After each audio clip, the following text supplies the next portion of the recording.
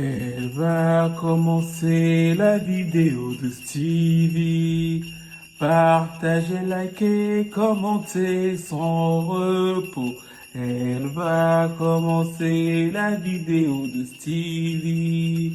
Chantons tous son avènement. Il est là, là, Jésus est là. Il est là, là, Jésus est là.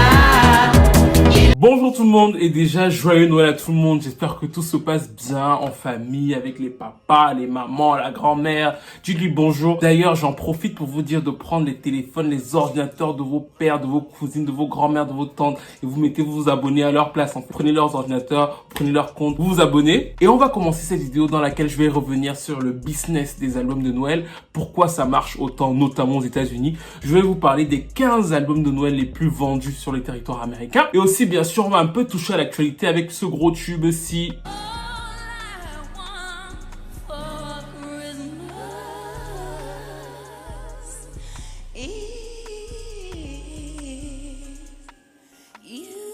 On va expliquer pourquoi 25 ans après sa sortie, Mariah Carey a eu la première chanson de Noël à être numéro 1 aux USA, alors que c'est un genre qui cartonne, qui marche très bien aux États-Unis depuis quasiment 70 ans. Comment se fait-il que la première chanson de Noël à s'être classée numéro 1 ce soit en 2019? Et surtout, comment c'est arrivé, sachant que cette chanson est sortie en 1994 et que à l'époque, elle n'est même pas entrée au Hot 100 américain. On va essayer de savoir ça tout de suite. Avant, prenez votre petite part de bûche, votre reste de champagne et on y va quoi. Alors, pour commencer avec les albums de Noël dans l'histoire de la musique américaine, faut remonter aux années 40 en fait.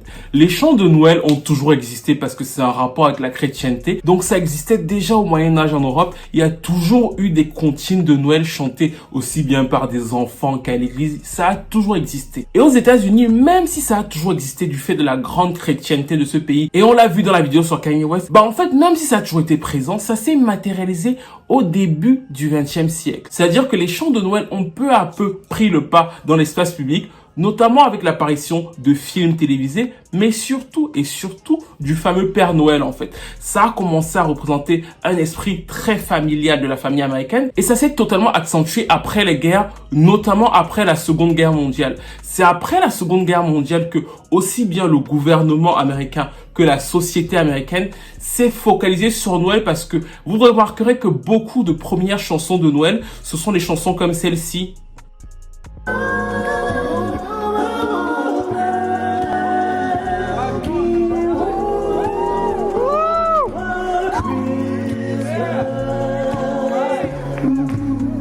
I Will Be Home for Christmas. Ce sont les chansons qui racontent comment les soldats reviennent après la guerre et donc la famille se retrouve, on est ensemble et on passe un véritable moment familial. C'est à cette période-là, dans les années 40, que les chansons de Noël vont se démocratiser avec des chanteurs comme celui-ci.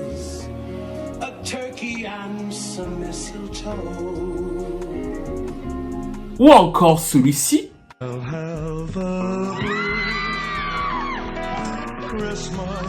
Qui a par ailleurs l'un des albums de Noël les plus vendus de tous les temps. Mais toujours la démocratisation de Noël et de la musique de Noël dans la société américaine s'est faite avec cette montée petit à petit d'une certaine classe bourgeoise américaine, mais aussi avec l'envie de se retrouver dans un espace familial, convivial, bien sûr chrétien, mais au-delà de ça en fait. Ce sont des valeurs qui dépassent totalement le simple fait de la chrétienté et ça s'est développé avec de grands chocs, notamment donc après les 2 guerres mondiales. Cette démocratisation des chants de Noël va inspirer beaucoup. Comme d'habitude, les Américains vont donner le ton, notamment en France, parce que c'est à cette époque aussi que Tino Rossi, inspiré des Américains, va sortir en 1946, ça. Petit Papa Noël. Une mélodie qu'on connaît absolument tous, des paroles qu'on connaît absolument tous, enfin, j'espère. Pourquoi ? Parce que c'est totalement ancré dans votre imaginaire en fait. Qui que vous soyez ou que vous ayez vécu si vous êtes francophone, vous avez sûrement dû entendre cette chanson 1 ou 2 fois dans votre vie en fait. Et toujours toujours à la même période. Ça veut dire que c'est ancré dans votre imaginaire, que vous l'aimiez, que vous l'aimiez pas, c'est ancré dans votre imaginaire, c'est-à-dire que le simple fait que je viens de diffuser cet extrait, ça va vous rappeler des moments précis de votre vie. Peut-être quand vous vous battiez pour avoir des cadeaux avec votre grand frère, peut-être quand vous êtes pris votre premier râteau avec Clémence à la cantine, je ne sais pas, mais ça vous rappelle forcément quelque chose parce que c'est aussi là la grande force des chansons de Noël. Et c'est pour ça que les majors américaines, mais même le cinéma américain, s'y sont intéressés dès le début des années 40. Non mais c'est pas tout ça, il fait chaud, en plus moi-même j'ai pas de cadeaux. Donc bref, Noël joue sur deux choses en fait. L'effet de répétition qui entraîne donc lui-même l'effet de nostalgie. Parce qu'en fait, c'est comme une drogue. Si vous vivez un très bon moment à la même période chaque année, ça va vous rappeler certaines choses et donc ce qui accompagne ce moment que vous vivez à la même période chaque année va être totalement ancré en vous. Et c'est en ça que Hollywood et l'industrie du disque américaine ont accompagné donc Noël pour les Américains. C'est une période très importante pour vous. Donc dans nos films, mais aussi dans notre musique, on va vous accompagner au mieux avec ça. Surtout que pour nous, c'est une aubaine en fait. Pourquoi? Ce ne sont pas eux qui ont créé Noël. Donc l'événement revient chaque année et tout ce qu'ils ont à faire, c'est qu'ils ont à ressortir la même chose avec souvent différentes ficelles, mais c'est toujours la même chose, la même chose. Pourquoi? Parce que ça joue sur la tradition, la répétition et donc l'effet de nostalgie. Pensez aux films de Noël que vous voyez chaque année. En réalité, les films de Noël, c'est pas terrible. On connaît tous le scénario. On sait tous que le 24 décembre, ça va se décanter et que tout le monde va se réunir, qui vont finir heureux et avoir pas mal d'enfants. C'est toujours quasiment ça. C'est-à-dire que le 24 décembre, ça se décante. Mais on les regarde tous et on les regarde même, en fait. Là, je vous parle, j'ai déjà regardé au moins 5 fois Maman, j'ai raté l'avion, alors que je connais le film par cœur. Donc, je ne sais pas pourquoi je le regarde. Mais c'est aussi parce que quand j'étais petit, je le regardais et que je suis sûr que certains d'entre vous, même si vous n'avez pas l'avoué, bah en fait ça joue sur ce côté-là en fait. C'est un côté émotionnel, on regarde les mêmes films même si on les connaît parce qu'encore une fois ça nous rappelle un univers, toute une ambiance et ce qui est vraiment génial pour toute l'industrie, c'est qu'ils n'ont pas à dépenser un centime pour nous rappeler ça en fait. C'est-à-dire que ils n'ont pas à faire de la pub, ils n'ont pas à vous dire que Noël arrive. Non, Noël arrive et nous-mêmes, de nous-mêmes, on a envie de revivre certains instants. Cette maison est la mienne et je dois la défendre. C'est donc aussi pour ça qu'en réalité, les albums de Noël sont essentiellement composés de reprises. Ce sont toujours les chansons que la majeure partie des gens connaissent, qu'on reprend à sa sauce, et surtout l'argument principal pour ce genre de choses. C'est quoi l'argument principal? Maintenant que je vous ai expliqué comment ça marche, c'est qu'il faut avoir une image très lisse ou avoir la meilleure image possible au sein de l'Amérique populaire en fait. Parce que c'est une fête familiale. Quand par exemple Gucci Mane nous fait ce genre de choses,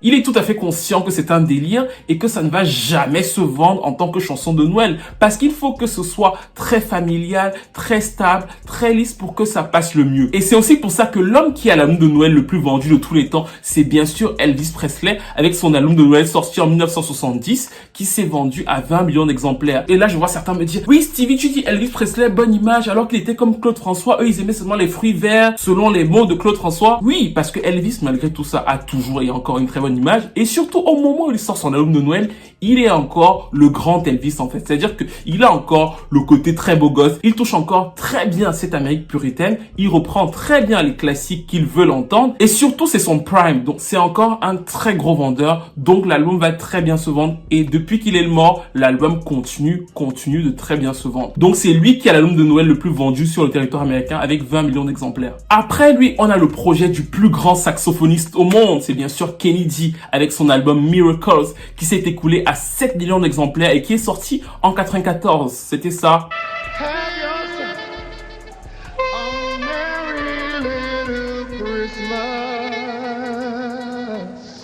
Après lui, on a encore une fois Josh Groban qui est à 7 millions d'exemplaires pour son album de Noël qui est sorti en 2007. C'était ça.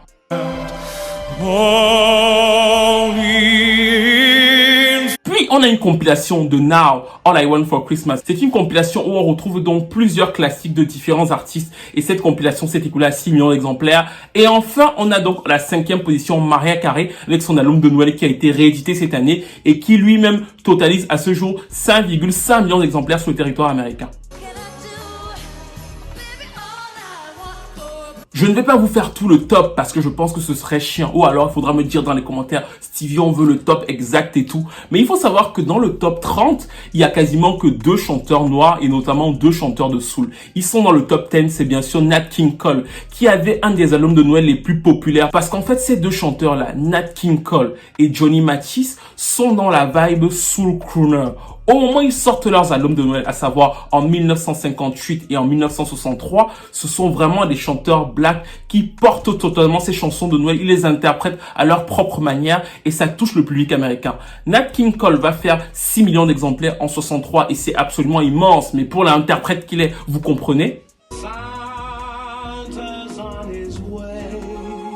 Et Johnny Mathis va faire lui-même environ 5,2 millions d'exemplaires. De l'autre côté, on a les albums de Céline Dion. On a aussi les albums de Susan Boyle, de Garth Brooks, de Andrea Bocelli. Ce genre d'artistes, qu'est-ce qu'ils ont tous en commun? Ce sont des artistes très familiaux en fait. C'est-à-dire que c'est une pop très familiale, très lisse. Même Mariah Carey dans son premier album de Noël, qui est son album le plus vendu, c'est toujours ça. C'est-à-dire qu'il faut rester très traditionnel, très classique pour ne pas frustrer l'audience. Le premier album de R&B moderne, plus ou moins, qui arrive dans cette liste-là, c'est eux.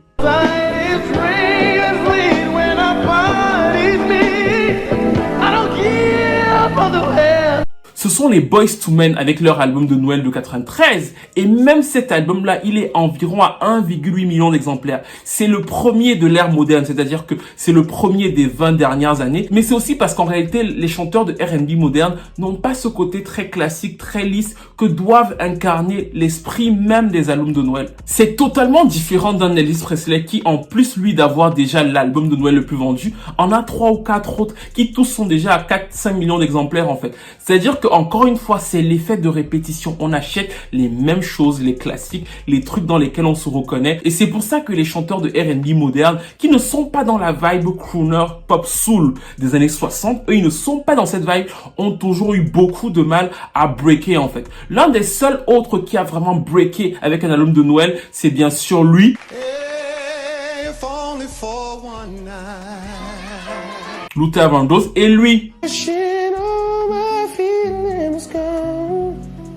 Brian McKnight. Quand par exemple notre tonton préféré, lui,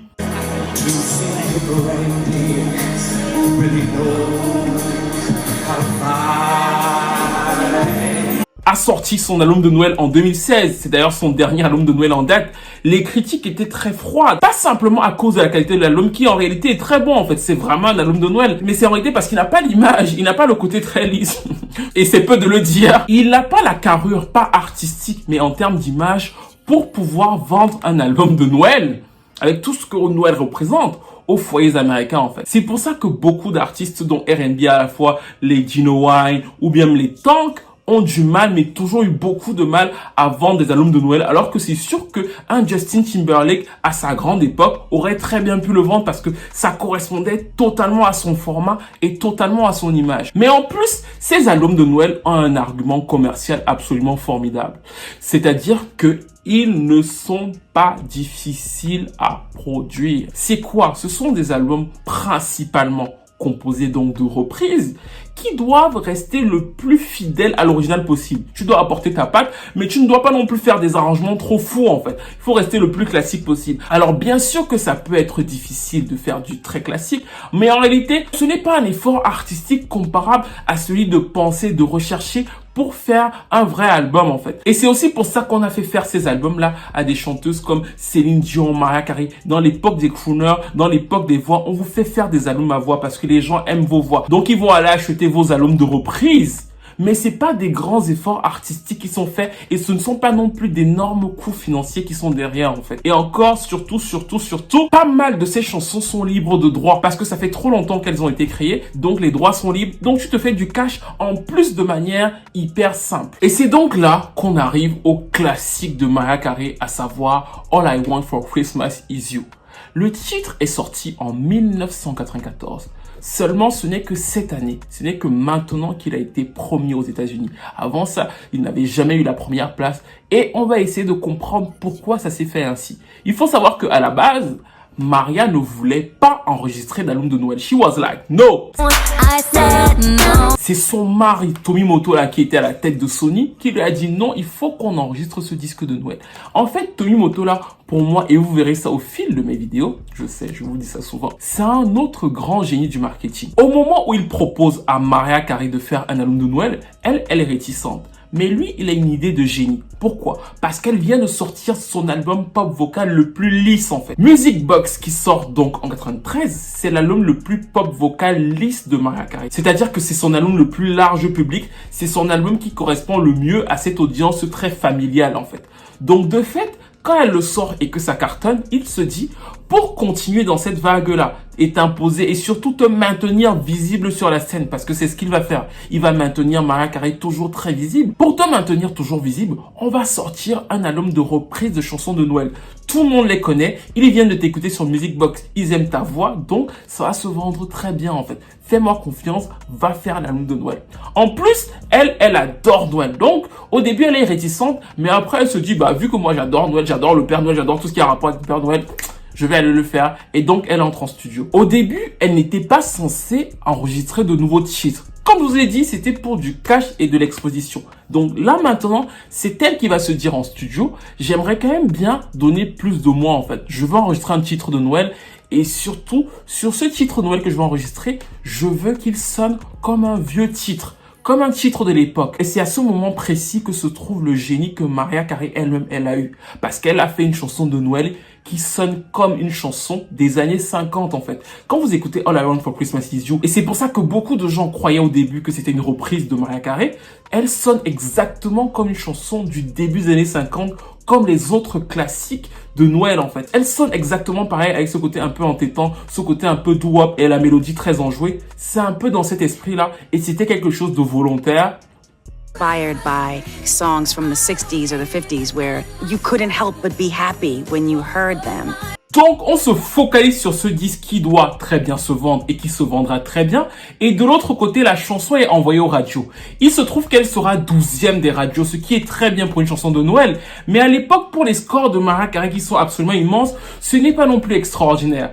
Il faut comprendre que tout va être déterminé par Billboard. Billboard, c'est le magazine qui comptabilise les chiffres aux États-Unis. À cette époque, il faut éditer un single pour qu'il entre dans le Hot 100. Vous comprenez? Ça veut dire qu'il faut que le single soit imprimé pour qu'il entre dans le Hot 100. Comme Sony veut que les gens achètent l'album, ils ne vont pas éditer de single et la chanson va juste rester dans les radios. C'est pour ça qu'en 94, All I Want for Christmas est 12e. Ça veut dire qu'elle est pas mal diffusée dans les radios américaines. Mais encore une fois, Sony se dit c'est parce que tout ce qu'on sort avec cette fille est très bien joué. Mais n'entre pas dans le Hot 100 américain parce que Sony, de l'autre côté, n'a pas imprimé de CD et veut juste que les gens achètent l'album et retrouvent la Mariah dans un côté très familial. Ce pourquoi, à la base, ils ont fait ce disque. C'est à partir de 1998 que la règle va commencer à changer. C'est-à-dire qu'en 98, Billboard change sa règle et autorise donc les chansons qui ne sont pas officiellement des singles. Parce qu'à cette époque, il y a une bataille entre Billboard et les labels. Et donc, Billboard autorise que les chansons qui ne sont pas officiellement des singles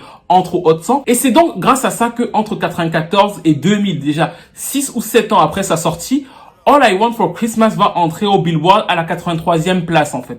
C'est parce que la règle commence à changer et que la chanson continue d'avoir une bonne popularité dans les radios à la fin de l'année. Comme il y a une relation assez vicieuse mais vraiment fusionnelle entre les radios et Billboard à l'époque et que de fait la chanson n'entre pas dans les charts, c'est difficile de réellement juger de sa complète popularité. Surtout qu'au début des années 2000, c'est aussi là que Mariah a ses petits problèmes. Donc on n'arrive pas à comprendre exactement ce qui se passe avec All I Want for Christmas Is You. On l'entend en radio à la fin de l'année, mais on ne sait pas encore si ça va devenir l'immense classique, ça va devenir, surtout que encore une fois en 2003, Billboard change de nouveau la règle. Il change la règle quand Apple arrive avec iTunes. Eux, ils changent de nouveau la règle en disant que les vieilles chansons, les trucs qu'on appelle donc les recurrent, les chansons qui ont déjà passé pas mal de temps dans les charts Billboard, ne peuvent plus revenir dans le classement normal. Est-ce que vous suivez? C'est pour ça que entre 2005 et 2011, on n'a pas de traces de Mariah Carey dans le Billboard Hot 100 américain.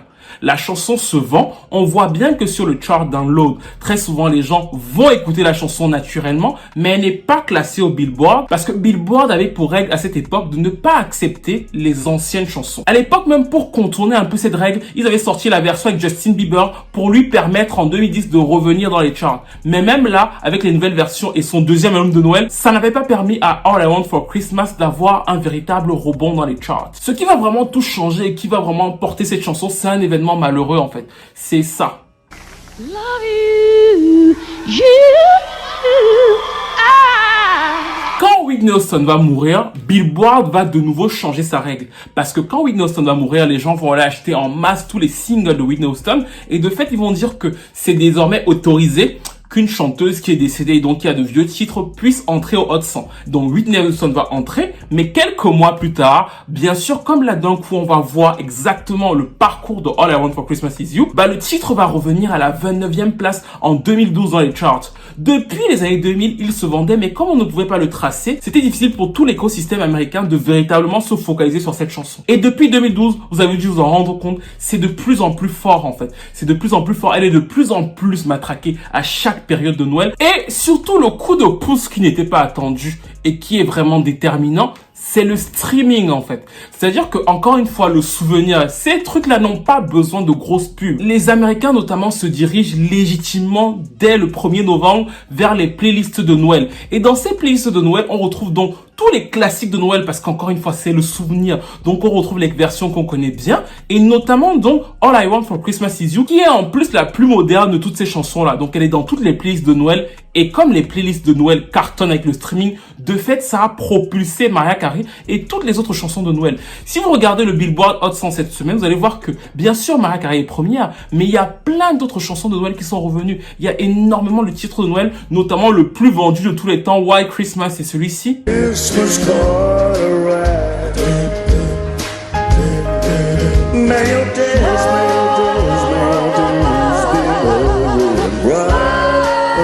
Qui lui aussi est de retour au Hot 100 en fait. Avant, ce n'était pas possible. Avant, ces chansons-là n'avaient pas donc l'occasion de rentrer dans le Hot 100 américain. Avec ce changement de règle-là, bien sûr, ça a propulsé Mariah Carey, qui a en plus une promo de dingue. C'est-à-dire que son équipe a sorti des cassettes. Il y a au moins 3 clips juste cette année. C'est-à-dire qu'ils se sont vraiment préparés. Ils ont compris que c'était leur période et ils se sont préparés pour avoir ce numéro 1. Mais au-delà d'elle, vous voyez que tout l'écosystème des chansons de Noël renaît grâce au streaming en fait. Parce que c'est quelque chose de presque naturel en fait. Les gens veulent écouter ce genre de musique à cette période de l'année.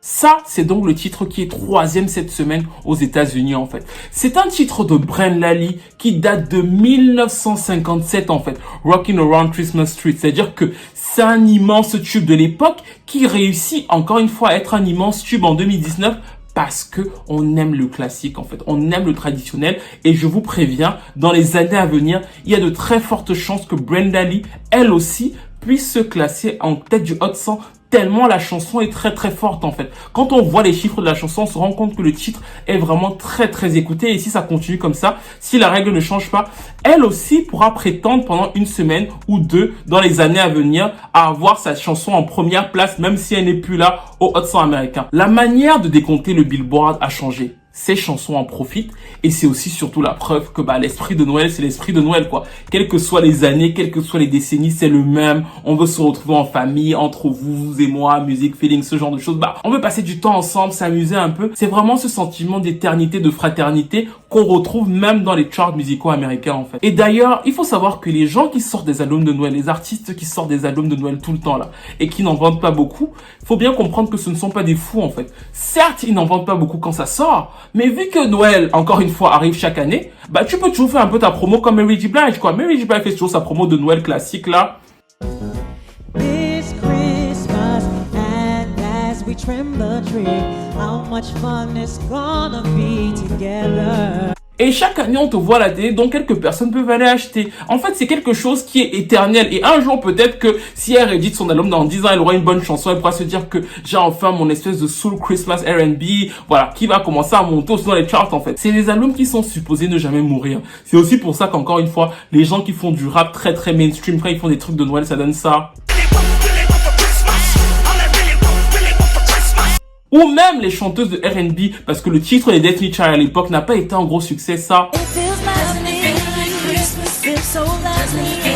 Bah en fait, ils ont souvent du mal à s'installer dans cet écosystème très classique, très classieux, très traditionnel en fait. Parce que ce sont des valeurs, encore une fois, totalement immuables. Il y avait pas mal de chiffres pour une vidéo de Noël, mais je sais que vous allez manger avec modération, vous avez bu avec modération, donc vous êtes encore bien frais là, vous étiez prêts pour cette vidéo. Tout est passé crème quoi. Bref, encore une fois, je vous souhaite à tous joyeux Noël. N'hésitez pas à me dire quels sont vos albums favoris, ce que vous avez pensé du business autour de Noël, c'est-à-dire que comment ça se passe notamment dans la musique, mais dites-moi aussi ce que vous en pensez au cinéma, quels films vous avez vus ou revus cette année, parce que je suis sûr que beaucoup d'entre vous avez revu certains films.